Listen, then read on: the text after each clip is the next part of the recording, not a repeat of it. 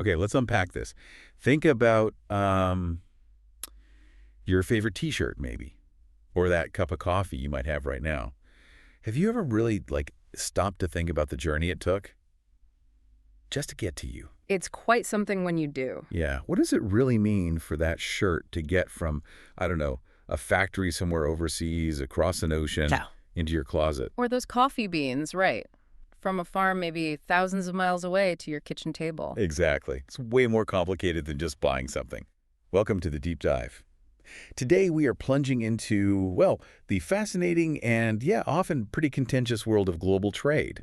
We're not just here to, define terms.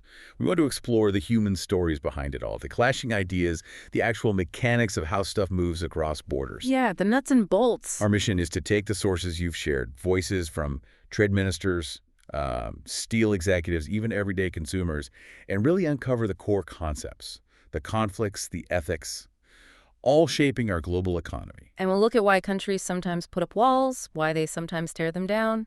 And how your choices, as a consumer, can actually ripple out across the globe. What's really fascinating here, I think, is how these economic ideas, which sound straightforward on paper, Right. are just so tangled up with national interests, with companies trying to survive, and like you said, with individual values. We're going to try and connect those dots, show how it's all linked. Absolutely. Understanding these dynamics is, well, it's pretty crucial if you're engaging with the world today. Couldn't agree more. Okay, so let's set the stage for this global dance. Our first voice is Ranjit Rao. He's a trade minister from a developing country. Okay. And he really champions a core belief. He says, and this is a quote, "There is increased prosperity for all if we can export our goods and services freely."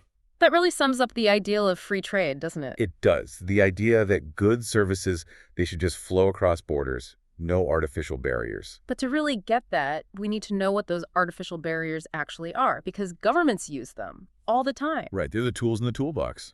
Exactly. Tools to regulate, sometimes protect, sometimes restrict trade. And the two big ones we hear about most are tariffs and quotas. Okay, let's break those down. Tariffs first. Sure. Tariffs are basically taxes on imported goods. Simple as that. Like an extra cost added on imports. Precisely. So imagine a country wants people to buy cars made at home. They might slap a tariff on foreign cars. That tax makes the imported car more expensive, maybe pushing you towards the domestic option. Okay, so tariffs hit the price. Makes sense. But quotas, they work differently. Not about price. That's right. Quotas are all about quantity. They are limits on the number of goods that can be imported. A fixed amount. Yeah, over a certain time period. A government might say, okay, only 1 million pairs of foreign shoes can come in this year. Full stop. So it directly restricts how much is available. Exactly. Which, like tariffs, can make the domestic stuff look better, maybe by limiting your choices or just making the foreign goods scarcer. And governments might do this for various reasons. Protecting a new industry, maybe. Yeah, or conserving foreign currency. Sometimes even, national security arguments come up. Okay, so these aren't just abstract ideas. They have real effects. And people like Ranjit Rao, they aren't just talking about this stuff. They're actively trying to shape it, right? Through bodies like the World Trade Organization. Correct. The WTO. That's the main international stage where countries negotiate these things. The goal, as your source says, is often to remove or dismantle trade barriers. To make things freer, more predictable. That's the aim. Now, besides these general barriers like tariffs and quotas, there's another big piece of the puzzle: trade blocs, or free trade areas. Oh, right, like regional clubs? Kind of, yeah. Yeah. These are groups of countries that agree to slash or get rid of trade barriers between themselves. Okay. Your sources mention some big historical examples: the European Economic Area, the EEA, which involves the EU and others. And NAFTA, North American Free Trade Area, U.S., Canada, Mexico. Though that's changed now, hasn't it? It has. It's the USMCA now. But the principle of the bloc, that's what's key here. Countries opening up to each other. But potentially staying closed, or even more closed, to outsiders. That's the potential downside, and that's exactly where Ranjit Rao raises a point. Okay, what's his criticism? He argues these blocs should be more open to goods from outside, especially, he says, goods from developing nations like his. And he specifically mentioned agriculture, right? wants countries of the North to open up to their farm products. Yes. And when he says countries of the North, he generally means the more industrialized, developed economies, often in the Northern Hemisphere, holding more economic clout. So it's like a double-edged sword. Good for the members inside the bloc. Definitely. Fosters regional growth, integration. But maybe makes it harder for countries outside the bloc, like Ranja Rao's, to compete. It certainly can. What looks like free trade from inside the club can feel like protectionism if you're trying to sell into that club. It's rarely just pure economics, then. Never just pure economics. It's geopolitics, market access, fairness. It's all mixed together. The complexity really comes alive when we look at specific industries. And the steel industry is a classic example of these tensions playing out. Oh, absolutely. A real battleground. You've got a clash here, a fundamental disagreement between companies in different parts of the world. So who are the players? Well, first there's John Newman. He runs a steel company in a place called Nordland, described as an industrialized country. Okay, established economy. Right. And his problem is pretty common in those places. He says his company has higher costs than many other steel-producing countries. Making it tough to compete on price. Very tough. And he believes some competitors are doing something specific. Dumping. Dumping. Okay, what does that mean in trade terms? It's not just throwing it away. No, it's a very specific and very controversial practice. Newman claims some countries are dumping selling their steel here for less than it costs to produce. Wow. Less than it costs to make. How is that even possible? Or why would they do it? That's the million-dollar question. Dumping means exporting goods at a price that's lower than what it costs to make them, or lower than what they sell for in their home market. Okay. Why do it? Well, sometimes it might just be to get rid of a surplus, too much inventory. Right. Other times, though, it can be more strategic, maybe trying to grab market share quickly, or even aiming to drive local competitors like Newman out of business entirely. That's called predatory pricing. And governments might be involved? Subsidies. That's often the suspicion. Government subsidies could allow producers to sell stuff abroad at artificially low prices, giving them what Newman sees as a totally unfair edge. So for him, this isn't fair competition at all. It's a threat. A direct threat to his company's survival, as he sees it. And his solution, what does he want? He's asked our government to impose tariffs on imported steel. Back to tariffs, using that tool.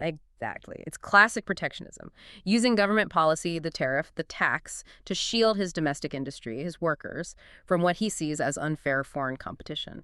But there's always another side in trade debates. Always. And we hear it from Antonio Silva. He's head of a steel company in Sudonia, which is described as an industrializing country. Okay, different context. Maybe lower costs. Potentially, yeah. And Silva sees Nordland's potential tariffs completely differently. He calls them unfair trade practices and just protectionism. So he's saying Nordland is just protecting its own less efficient industry. That's his perspective. He believes these tariffs aren't about fairness. They're about blocking legitimate competition from companies like his in Sudonia, which maybe can produce steel more cheaply. And Silva's core belief. He says he believes in free trade, flat out.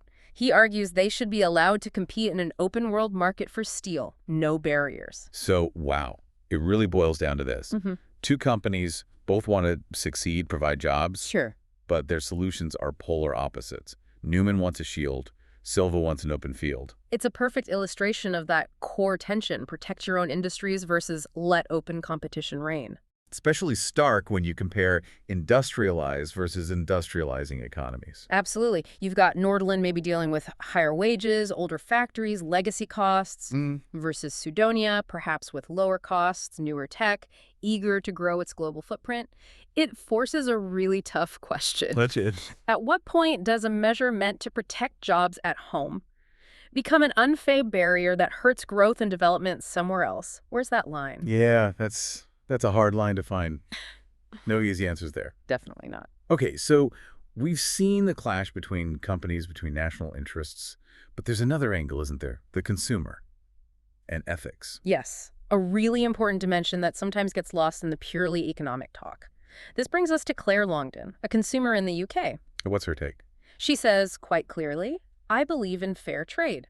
And it's not just a belief, it's action. How so? When she buys things, especially commodities like coffee or bananas, she says she actively looks for the fair trade mark. Ah, the logo. I've seen that. Right. It shows how individual shopping habits can connect directly to these big global supply chains, consciously. So what's the goal of fair trade, according to Claire? It's simple but powerful. The Fair Trade Foundation, she explains, makes sure that producers and growers are paid a fair price. A fair price. Yeah. Which he contrasts with the normal market price. Which she says can be catastrophically low. Catastrophically low. Why would market prices get so low? Well, basic supply and demand, really, but it can be brutal. Claire points out how prices can fall dramatically when there is overproduction around the world, causing a glut in a particular commodity. A glut. So just too much stuff. Exactly. Way more supply than demand at that moment. Think coffee beans, cocoa, bananas.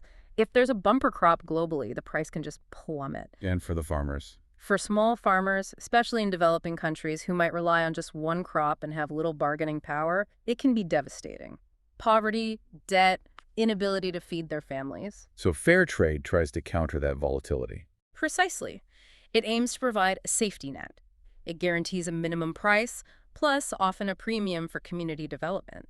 It offers stability, a more dignified living for growers, even when the global market tanks. It's fascinating, isn't it? How picking one brand of coffee over another can actually be part of this much larger economic and ethical system. It makes you think about the story, the people behind everything you buy. Shifts the focus from just the price tag. That's really the power of the fair trade idea, I think. It makes the human cost of purely market-driven prices visible to the consumer. Yeah, and lets them choose to support something different. It's an intervention, really, driven by a desire for more equity, more social justice within the global market. Okay, so we've covered a lot of ground, different perspectives, different conflicts. Let's try and weave these threads together now, see the bigger picture. Let's do it. We started with Ranjiro, the trade minister. Right, advocating for free trade, breaking down barriers. Especially pushing for those countries of the North to open up to agricultural goods from developing nations, highlighting that ongoing tension, that equity challenge. Then the steel industry clash. John Newman in Nordland Seeking protection, tariffs against alleged dumping. versus Antonio Silva in Sudonia. Championing free competition, calling tariffs just protectionism, a direct conflict of interests. And finally, Claire Longden, the consumer voice. Yeah, bringing in fair trade, looking for that mark, ensuring producers get a fair price to combat those market gluts and catastrophically low prices, adding that crucial ethical layer. And that tension Ranjit Rao mentioned between developed and developing countries, especially around agriculture, that feels like a really persistent issue. It is. It shows the global trade system isn't really a level playing field. There are ongoing negotiations, power imbalances, different priorities constantly at play. It's like a mini version of the whole global economy's push and pull. Absolutely. And what's so interesting is seeing how these individual stories, a steel boss worried about imports, a farmer hit by low prices, a consumer making a choice, they're all interconnected. Parts of this huge dynamic global trading system. Exactly. And the WTO, as we heard, tries to manage it, reduce barriers, mediate disputes. But it's clearly a massive challenge, balancing all these competing interests. Constantly, which leads to, I think, a really fundamental question that emerges from all this. Okay. Can we actually achieve both free trade and fair trade at the same time? Or is there an inherent tension there? Free trade meaning minimal interference. Right, for maximum economic efficiency, theoretically. But fair trade is an intervention. By definition, it intervenes to correct what it sees as market failures or injustices, aiming for social equity. Are those two goals fundamentally pulling in opposite directions sometimes? That's a deep question. And one we probably all engage with, even if we don't realize it. So we're wrapping up this deep dive. The big takeaway for me is that global trade is it's not simple. It's this constant negotiation. Interests, economics, ethics, all swirling together. We've seen tariffs and quotas used for protection, maybe sometimes for prosperity. We heard about dumping, fueling really fierce competition. And the call for fair trade adding that vital human side to it all, trying to fix some of the system's rough edges. It's a reminder, isn't it, that these huge global forces, they touch everything. Our daily shopping, big economic policies, even international relations. Every single product has a story behind it, a trade story, full of people, decisions, values. Knowing that helps you, the listener, make more informed choices, maybe see the world's connections a bit more clearly. So we'll leave you with a thought to chew on. In this world where we want economic growth, but we also increasingly talk about social equity, What's the responsibility here? For whom? Well, for everyone. Consumers like Claire, corporations like Newman's and Silva's, governments setting the rules. What responsibility do we all bear to make sure trade doesn't just grow, but actually benefits everyone involved? From the biggest multinational down to the smallest coffee farmer on some distant hillside. Exactly. Something to keep in mind next time you grab that coffee or pull on that T-shirt.